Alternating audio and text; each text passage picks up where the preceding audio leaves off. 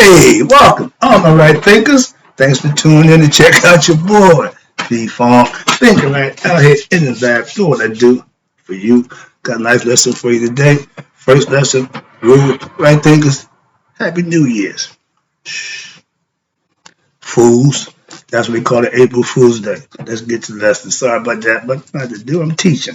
Rightism. 25 rules to live by. Storytelling. Story with a message. There's a message in the story for life. I give you life lessons. You turn and receiving them. I appreciate you. We got a good thing going. Let's rock. Right thinking mission, and I'm on it, is to enlighten, inspire, educate, and motivate you, the individual, to a higher spiritual level of enlightenment. That's a lot of work. I don't mind. It's all good. I do what I do for you. Remember, right thinking is a way of life. And when it's practiced properly, it is a way of life through mental and spiritual discipline employed daily. It will help and guide you to obtain your goal of spiritual enlightenment, aka know thyself. If you're a right thinker, your goal is to become knowledgeable of self, hence know thyself. My mission is to give you the information and the wherewithal to do just that, know thyself. That's what I do for you. Let's go. I asked the question, do you know you? It's rhetorical, but if you don't have the answer for yourself, it's okay. Tune into me. I can help you out with that. That's what I do for you. Help you to know you. A person who knows not and knows not that they know not, foolish, disregard them. A person who knows not and knows that they know not is simple. You can teach them. That's why I do what I do for you. Appreciate you too. Stay tuned. I got more for you. A person who knows not and believes and think that they know is dangerous, avoid them. I do. A person who knows and knows not that they know is spiritually asleep. I can awaken them.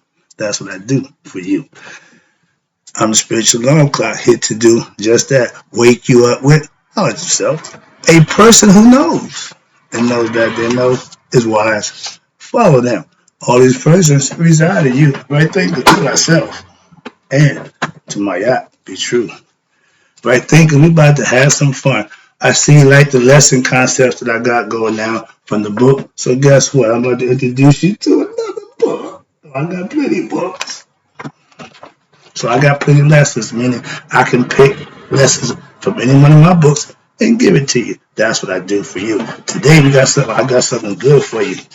It's gonna be picture times. It's gonna be 20 pages of information. This is the first page. We have chapter 2 in the book titled Serpent Power. Y'all know that's Kundalini. We had it way before Kundalini, so I'm going to teach you about Serpent Power. We called it Sema Tawi of Serpent Power. Okay? What is Serpent Power Yoga? That's what I'm going to break down for you. And for the next how many lessons, I'm going to give you a firm, hopefully a good grasp and understanding of what Serpent Power is. Okay, let's go. Serpent Power Yoga is a specific discipline of what? Philosophy, psychology, and life force cultivation and the manipulation that allows a human being to what? Discover and harness what? Those subtle energies where within themselves and the environment that you enhance, hence nature, the force. Okay, we are the originators of that concept, so I'm just want you to understand that. So if you're a Star Wars fan, this go fall right into your warehouse. Why? Because Star Wars emulates a lot of this stuff. Watch this. So this is done how and why? This is done to promote the what? The reconnection of that energy with its ancient source, which is what? The transcendental self, aka higher self, God, whatever you want to call it. But the idea is, as a human, we're spiritual beings having a human experience. The serpent power is the gift from God, which is life, but you can learn how to control it. Why? Because it moves. That's the serpent power that we're talking about in the female form. Dual race is the two females. So let me get to the lesson side. I got a bunch of information I'm trying to slow it down and give it to you so you can understand it and then be able to use your serpent power. Y'all know that's Kundalini. Okay, let's go. Chakras. Okay.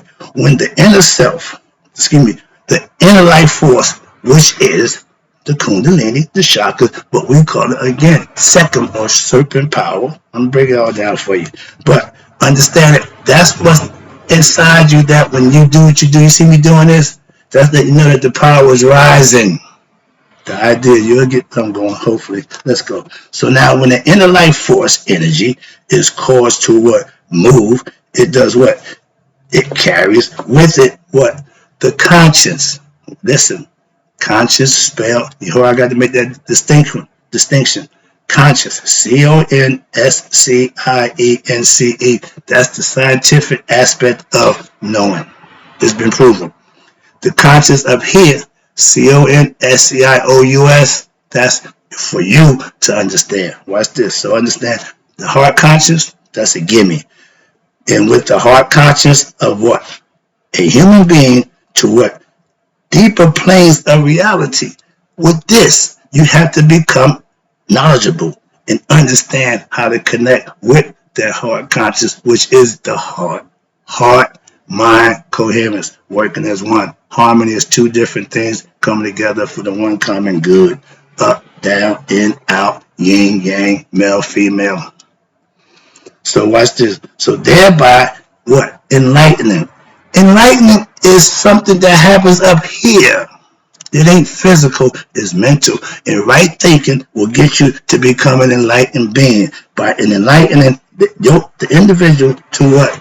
Itself. Knowledge of self is what you get, what you want to get as a human being. We're spiritual, we just don't know it. We think we're human. I did a lesson for that too. But watch this. So what? This form of what? Yoga discipline. Spiritual discipline, yoga discipline, self-discipline. But discipline is a must. Parents, it's easier to discipline a 2-year-old to do what you needed to do than to try to get it when it's 6, 7 years old. Okay? Remember, the first 7 years of a child's life, we're programming it.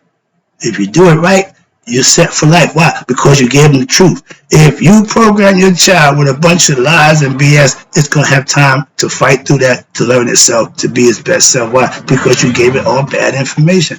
Bad information in, bad information out. Be careful how you raise your kids. But discipline is a must. Excuse me, that's the point. Yoga discipline, why? It requires great purity of heart and what else? Mind. And purity, when heart and mind, purifies the body as well. When the heart and mind working together, the body is a throw-in. Keep it in shape. That's why I go to the gym every day. That's why you practice yoga. Whatever it is you do to keep the body fit, that's your thing. But you got to work all 3 phases. The discipline is what? This discipline is the oldest known form of spiritual discipline, aka the serpent power. Everybody use it. Watch this. We originated. Why? I'm going to show you. Now, everybody used the spiritual discipline and what? It was found where? Inscribed on the Great Sphinx in Kemet, Egypt, Africa. Not India, not Asia. Africa, Egypt.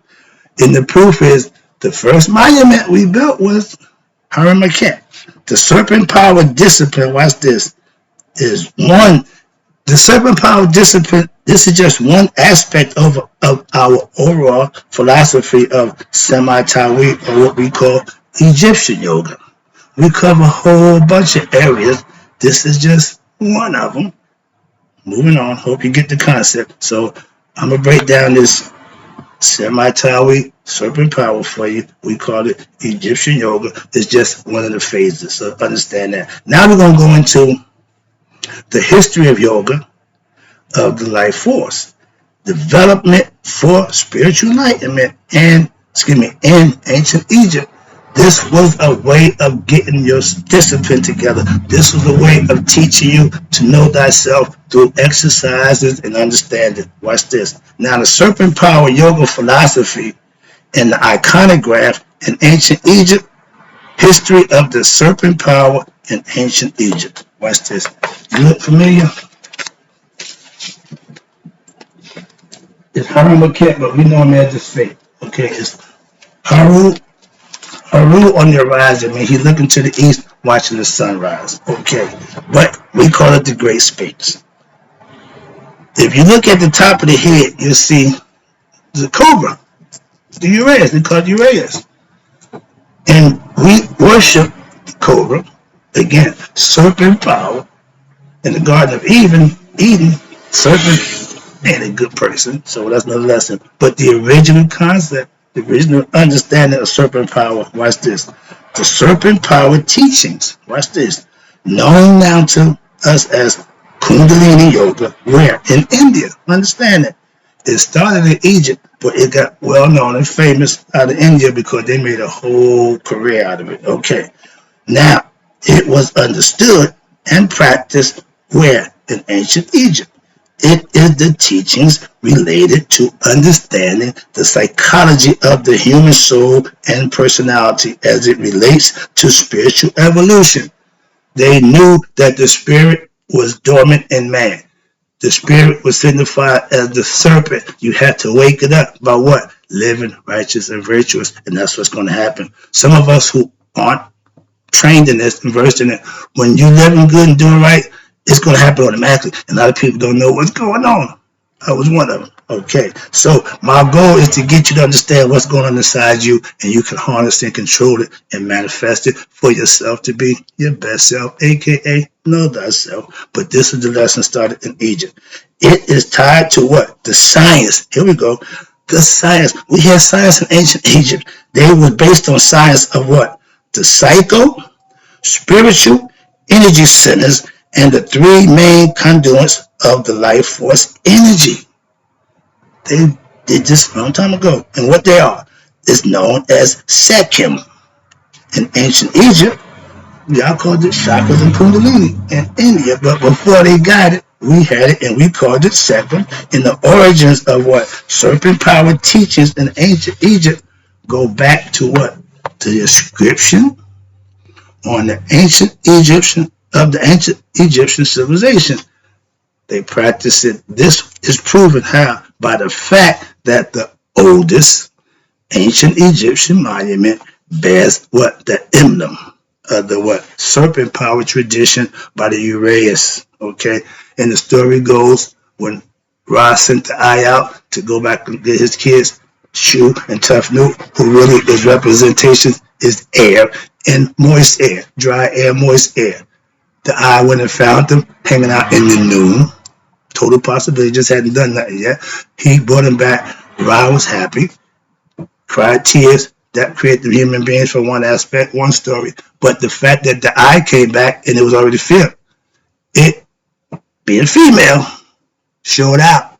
Ra took it, turned it to a cobra, put it right here. That's the story of the serpent power. But watch this. Now, that's the tradition. The ancient Egyptian Great Sphinx once had a what? Massive head of a cobra perched on top of the forehead. It is now where, like everything else, in the British Museum. But however, we know that the positioning of the serpent symbol relates to what? The serpent power teachings because of what? Scripture describing the serpent power movement and how it leads a human being to spiritual evolution, aka enlightenment, which is discovering among various papyrus related to the rituals of the temples. Translated by my dude, Brother Muata Ashby. He did his homework. I'm following his lead. That's where I get my information from. A lot of people ask, what books you read? I got a stack of books. Same author. Muata Ashby. Google them. Okay? Moving on. Now let me show another picture right here. It's picture time. Wish I had that blue screen. I'll be doing work. You see the top right there? That was on top of the head of the Sphinx. A long time ago. See that here? We all know the Tutankhamun's face, man. But you see on the left-hand side there, they call it a diadem. Okay? That was the headband. And it had, you see it got what? Serpent on it. Okay? And at one time, I'm going to show you the next page. Oh, it's the serpent and the vulture. Break that down for you too as we go. I want to see that picture. So now let's talk about it. The pharaonic headdress. Remember, in Egypt, headdress was important. Why? It's an indicator for who they are. The pharaonic headdress tradition, visible in ancient Egypt culture, from the headdress of the Sphinx in the pre-dynastic era to what? The early Christian era, establishes a what? Serpent power tradition and tradition of the pharaonic system of government in Egypt of at least, you ready? 10,400 years.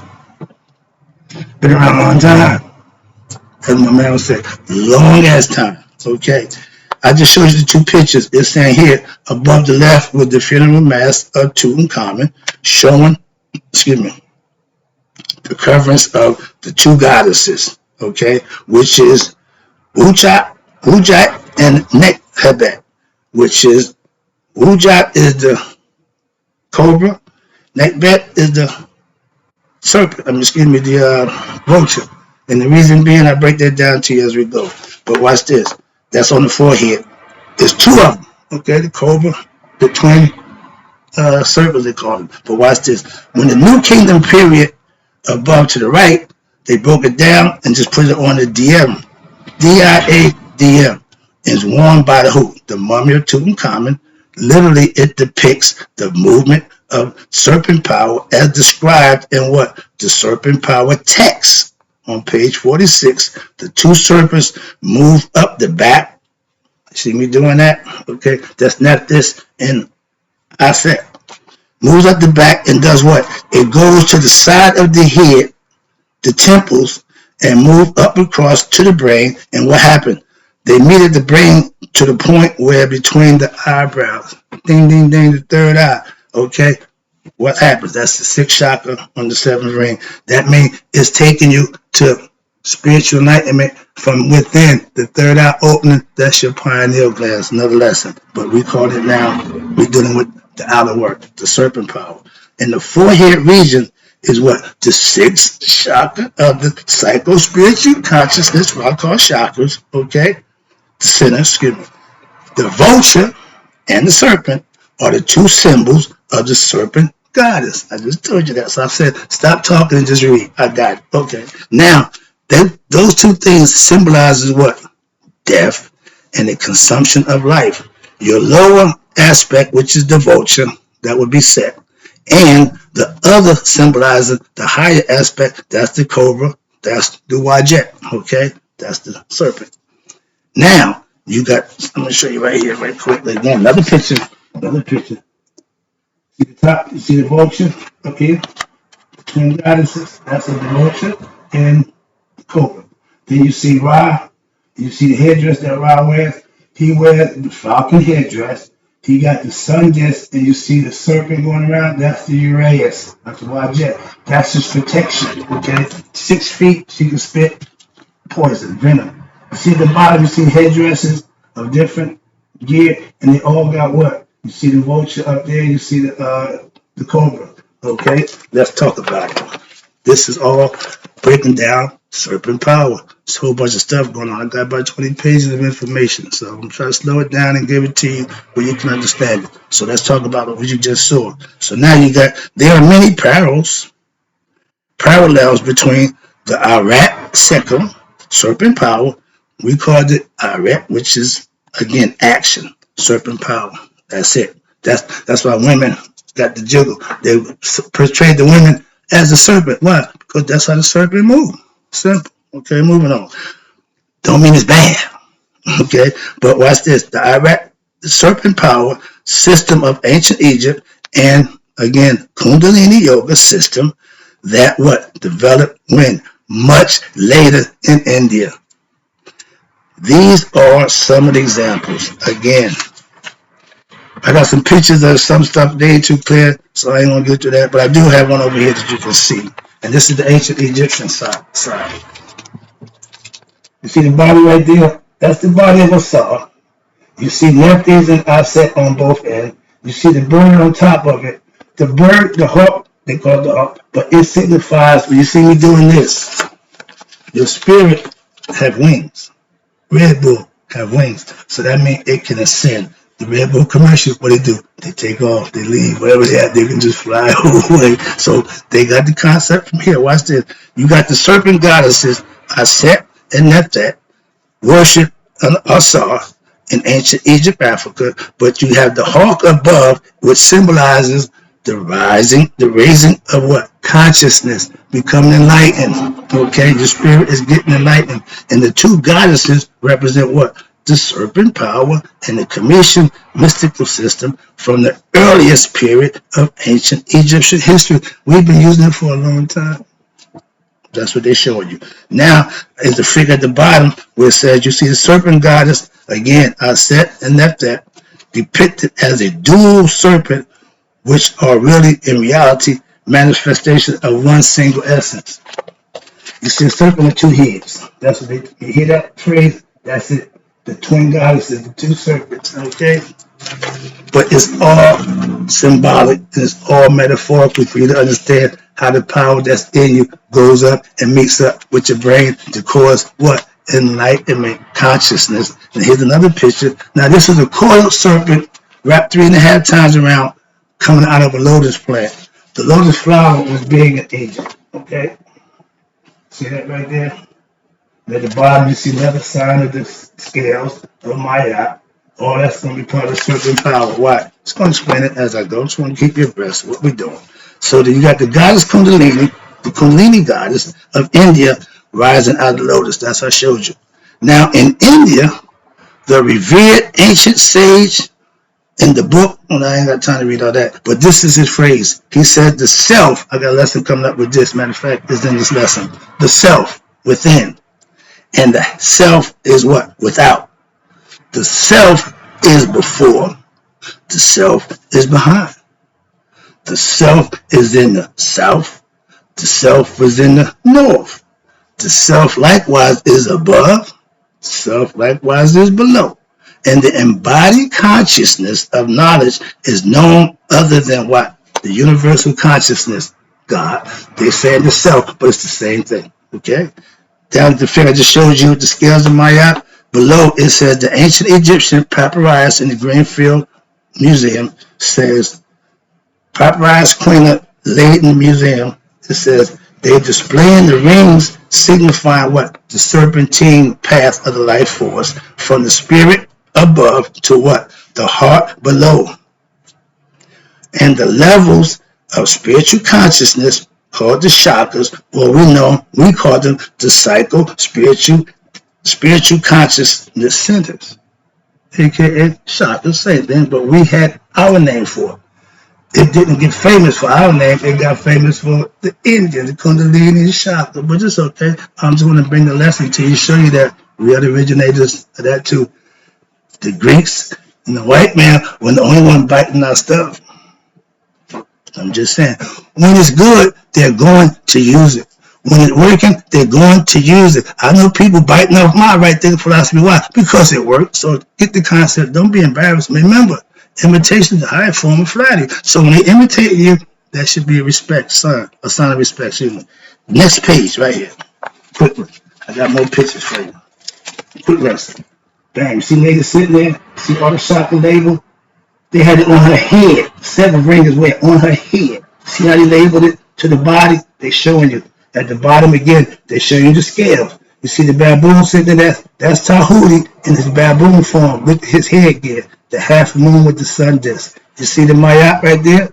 Standing right there, checking everything out. You see Ahmet? Ready. He biting from 3 down on the scales of Mayat. He get to bite everything from 3 down. So if you haven't raised your consciousness past the 3rd level of your chakras, your energy centers, party's over. That's what I tell the Masons. 3 degrees don't get you nowhere, okay? Let's talk about the energy centers of the subtle body. The subtle body is the astral body, what's inside the physical body, okay?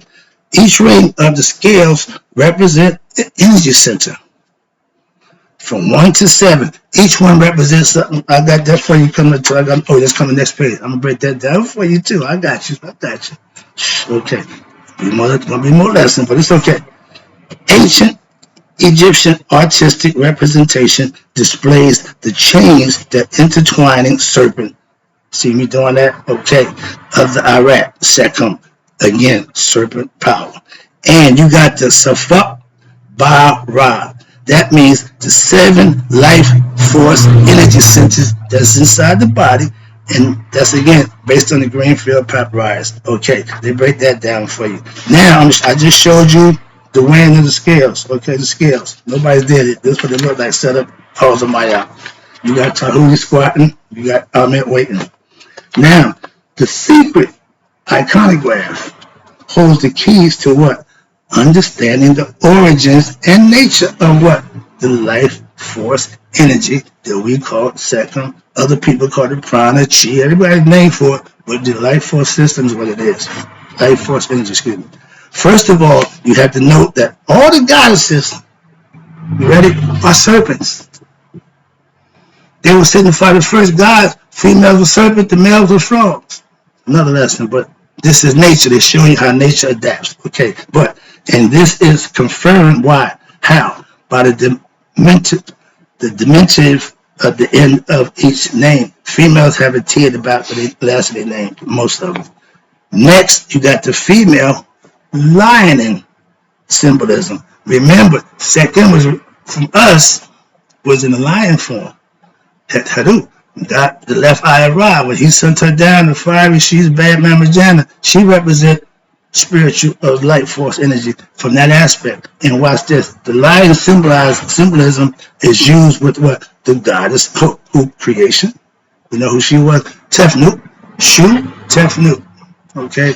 Air, moist air. She represents moisture. So she's considered the goddess of creation. Watch this. And this energy manifests in its what? Grosser state. The higher level, the less dense. The more dense it come down, the more level it come down, the more dense it get. Watch this. Now the grosser state in her form at what? Segment. That's the next level. Okay? Through what? Her power of Sekhem. This power manifests in what? In dual forms. Now you got Segment T. You got Mayati with the twins. You got Segment, serpent power, the twin goddesses. They're the same person. Nephthys and Aset. Okay, watch this. This dual nature of the goddesses is also the same one which works with in the Mayate Hall through the Mayate goddess, who are also known as Ariati. And that's the goddess Aset and Nethet. Again, thus you have the two goddesses who are what? The inseparable companions. They always together. Well, not always, because Nephthys got pregnant. Where was Isis? Moving on. I ain't got another lesson, but that's the story. But they go together concept, they say. But watch this. Now, they always the companions, okay, of Asar. In the inner shrine are none other than who? The same two serpent goddesses who proceed from the same and single essence, the same lion energy, the lion power, that's what we call it, but that's in lion form, it's in the serpent form, it's called serpent power, but it manifests in what? In the most powerful icon of the serpent power in Kemetic ancient Egyptian iconograph, which is who? The Harem Ket, aka the Sphinx. The first one to show you the cobra. Thus, the supreme attainment is symbolized as a rising lion life force from the lower nature to the point between the eyebrows, aka the third eye. Now, see that right there? That's the human body. You got two concepts, but they're all meaning the same thing. Angel enlightenment. This Kemetic system of energy consciousness, watch this, centers. The left-hand side is the Safak, which means the 7 spirits, 7 souls of Ra, and the other one is the Ujab, is breaking down the meditative concept. So I'm going to break them down to you, starting with the 7 souls of Ra on the left, and the 7 serpents on the right. The first level, Kundalini, the chakra. First level is red, the color is red, and it's based on what? Fear, fight or flight, survival mode. Animals live on that level, okay? Human, I am sustained and provided for by the self. Now, their definition of God and higher self, they call him the self. Understand that. In India, they call it the absolute Brahman. Okay. In China, Tao. So everybody got a name for God. Okay. Second level. This is the level. First one is red. Second level, the color is orange. Okay. This represents sexuality and your creativity.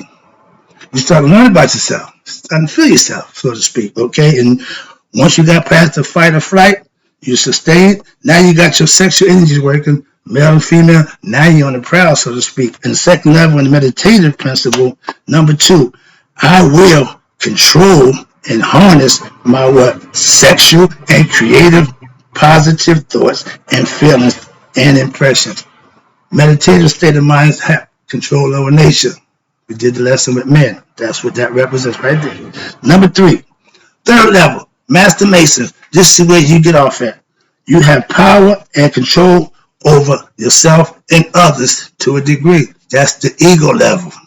Now you know how to manipulate people, you know how to use people. So that's the third level. That's Master Mason level. Watch this. Meditative principle. It says, I will understand my potential to serve others. If I do good work, I can help others. But I got to do good work for myself first. Hence, self-mastery. And then you can go out and help others. Evangelize. That's what we call it. When you want to help others for no reward, just do it for the right of doing it. That's what I do for you. Number 4. Now at 4, you just passed Ahmet. So now you're out of the danger zone. You ain't home free, but at least you out of the Ahmet zone where you can be judged and questioned and critiqued by the higher self. Okay, this is called universal love. It's when you learn empathy, compassion. I learned this level. This is the heart chakra. It's the 4th level. It's green. Okay, for a reason, excuse me. But the 3rd chakra is yellow. That bright McDonald's sign that gets your attention. Okay, that's the 3rd level when you want to have power and control over people.